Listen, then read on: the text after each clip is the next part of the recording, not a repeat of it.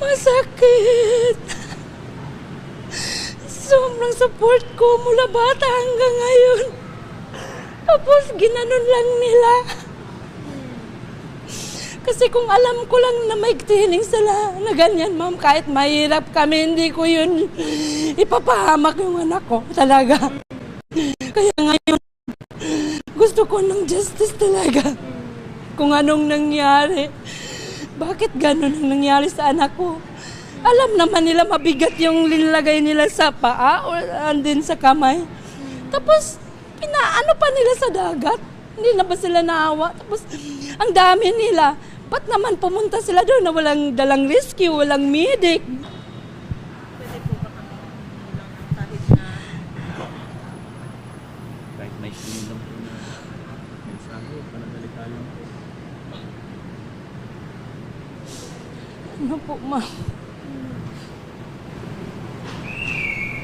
Alam niyo po ba magkakaroon sila ng training ng gano'n? Sir, nung pumunta kami dito sa Maynila,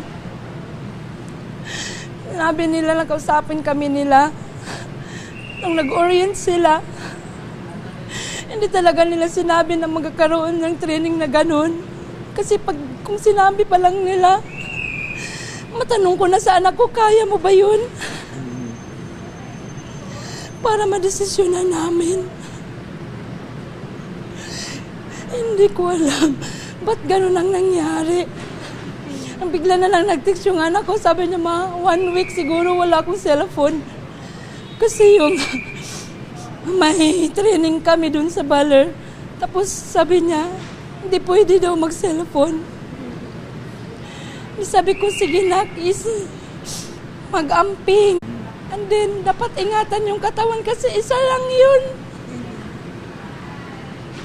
Kasi akala ko training lang na hindi military training. Ano ba yun? Tapos, yun na. Wala na siyang cellphone nung Sunday, Saturday. Wala na siyang cellphone hanggang Sunday nga. Tapos, bigla na lang may nag-message sa akin. Sinabi na, pwede pa po, tumawag ako sa iyo. Tapos, hindi naman siya tumawag. Ako na lang tawag. Sa pagtawag, tumawag na ako. Sabi niya, ma'am, na-aksidente po si Rene. Nalunod po. Yun, malaki talagang tanong ko, ba't napunta dun sa dagat?